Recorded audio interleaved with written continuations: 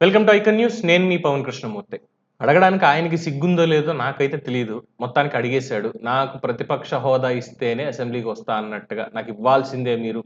మీరు చట్టాన్ని ఉల్లంఘిస్తున్నారు. మీరు నిర్ణయించుకున్నట్టుగా ఉంది. నాకు ఇవ్వకూడదు అని చెప్పి ఏదో పెద్ద 4 పేజీలు చాటభారతం రాసి స్పీకర్‌కి పంపించాడు జగన్మోహన్ రెడ్డి. పొట్టుమని 11 సీట్లొచ్చాయి.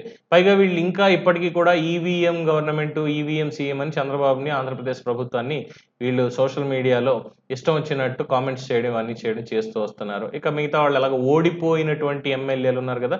పని పాటు ఎలాగో లేదు కాబట్టి బయటకొచ్చి నోటికొచ్చింది వాగుతూ ఉంటారు. అలాగే దీంట్లో ఈ హోదా అన్నటువంటి దానికి అంటే జగన్మోహన్ రెడ్డికి ఎలాగో బుర్ర లేదనేది తెలిసిందే.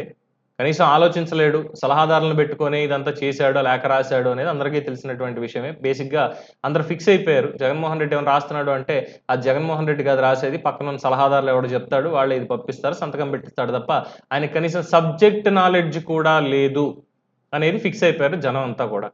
అయినా సరే సిగ్గు లేకుండా ప్రతిపక్ష హోదా కావాలి అని చెప్పి. అంటే గతంలో 23 మంది గెలిచినప్పుడు అందులో ఒక 5గురిని తీసేస్తే ప్రతిపక్ష హోదా కూడా ఉండదు చంద్రబాబుకి. మా వాళ్ళు చెప్తున్నారు లాగేసుకోమని చెప్పి. అయినా నేనే ఎందుకని వదులుతున్నాను అన్న మాటలు ఇప్పటికీ వైరల్ అవుతూనే ఉన్నాయి. అది చూసుకునైనా సరే సిగ్గు తెచ్చుకుంటాడా అంటే, ఇంకా తెచ్చుకోను, నాకు అవసరం లేదు, నాకు అసలు సిగ్గు, ఎగ్గు అనేవి లేదు అనే దాంట్లోనే జగన్మోహన్ రెడ్డి ఉన్నాడనేది తెలుస్తున్నటువంటి అంశం.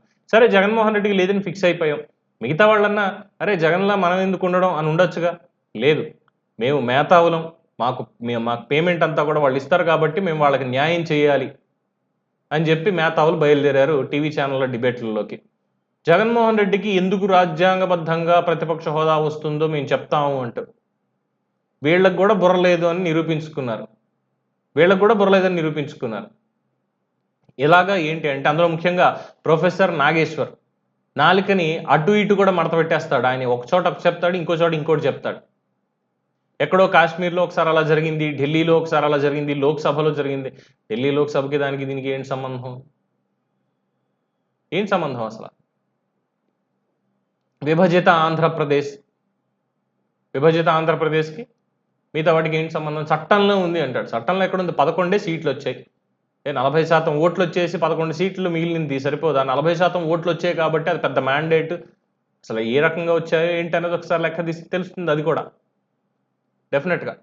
సో, ప్రతిపక్ష హోదా ఉంటుందేమో అని ముందనుకున్నారు గానీ, ప్రతిపక్ష హోదా లేకపోయేసరికి ఇంకా జగన్మోహన్ రెడ్డి ఎప్పుడైతే లేఖ రాసాడో, ఆ లేఖను పట్టుకొని ఇంకా వరుసగా రోజుకొకళ్ళొచ్చి, వచ్చేసింది ఇంక జగన్‌కు హోదా ఇవ్వాల్సిందే అని మాట్లాడడం. మరి ఇదే నిజమైతే 2014లో అలాగే 2019లో 2 సార్లు జరిగినటువంటి ఎన్నికల్లో కనీసం కాంగ్రెస్ పార్టీకి సరైనటువంటి డిపాజిట్లు కూడా లేవు. ప్రతిపక్ష హోదా కూడా లేదు. ఇవ్వలేదు. మరి వాళ్ళకి గూడా రాజ్యాంగం ఇచ్చినటువంటి హక్కేగా. వాళ్ళని గూడా ప్రజలే గదా ఎన్నుకున్నది. 50 మందో, 40 మందో ఉన్నారనుకుందాం ఎంపీలు. ప్రతిపక్ష హోదాకు సంబంధించి అది సరిపోదని అనుకుందాం. మరి అప్పుడు వాళ్ళెందుకు లేఖ రాయలేదు? మాకు ప్రతిపక్ష హోదా ఇవ్వాలి మీరు, మాకు రాజ్యాంగబద్ధంగా హక్కుంది అని. 10 ఏళ్ల పాటు చూసారు గదా!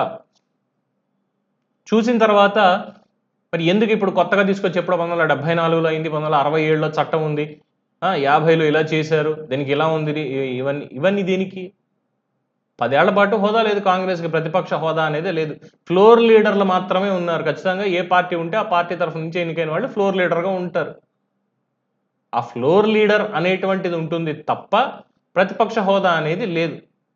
సో, పయ్యావుల కేశవ్ కూడా ఇదే ఉద్ఘాటిస్తున్నారు. జగన్మోహన్ రెడ్డి విలువని మేము తగ్గించం. డెఫినిట్‌గా ఆయనకి ఒక పులివెందుల ఎమ్మెల్యేగా ఆ గౌరవం ఆయనకుంటుంది. దానికి తగ్గట్టే సెక్యూరిటీ ఉంటుంది. అట్ ద సేమ్ టైమ్ అసెంబ్లీలో ఆయన ఒక పార్టీని రిప్రజెంట్ చేస్తున్నాడు 11 సీట్లతోటి. దానికి ఫ్లోర్ లీడర్‌గా ఖచ్చితంగా జగన్మోహన్ రెడ్డి ఉంటాడు. అలాగే జనసేనకి 21 సీట్లతో వాళ్ళున్నారు. ఆఫ్‌కోర్స్ కూటమిలో ఉన్నప్పటికీ కూడా ఒక ఇండిపెండెంట్ పార్టీగా వాళ్ళని చూసినప్పుడు 21 మంది సీట్లతో ఉన్నప్పుడు ఆయన ఫ్లోర్ లీడర్ అవుతారు. లేదా ఆయన పార్టీ నుంచి ఇంకొకళ్ళు ఫ్లోర్ లీడర్ అవుతారు. ప్రతిపక్ష హోదా యాక్చువల్‌గా ఇవ్వాలంటే పవన్ కళ్యాణ్‌కి ఇవ్వచ్చు. 21 మంది ఉన్నారు కాబట్టి వాళ్ళకివ్వచ్చు.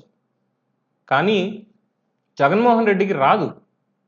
రాదు అని తెలిసినప్పటికీ ఇక మేమేదో చెప్పాలి, చెయ్యాలి, మా పద్ధతి మాదే అన్నట్టుగా వాళ్ళ విలువల్ని సైతం తగ్గించుకొని అంటే విలువ లేదు అని చాలామంది చెప్తారు. బట్ ఉంది అని చెప్పాలి కాబట్టి ఒక మాట ఎయ్యాలంతే.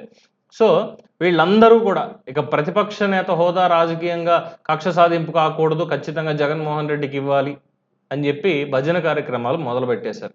సో, వీళ్ళకి సబ్జెక్ట్ నాలెడ్జ్ ప్రొఫెసర్ అన్న ట్యాగ్ తీసేస్తే బావుంటుందేమో దీనికి వెనకాల. ఈయనకి. నాగేశ్వర్ ఒక్కళ్ళే కాదు ఇంకా చాలా మందున్నారు.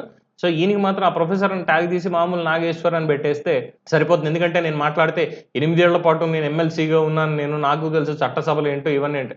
చట్టసభలు ఏంటి ప్రతి ఒక్కళ్ళకి తెలిసిందే. చదువుకుని వచ్చిన ప్రతి ఒక్కడికి చట్టసభ అంటే ఏంటి, అసెంబ్లీ ఏంటి, శాసనమండలి ఏంటి, పార్లమెంట్ ఏంటి, లోక్సభ ఏంటి, రాజ్యసభ ఏంటి అన్నీ వాళ్ళకి తెలుస్తాయి.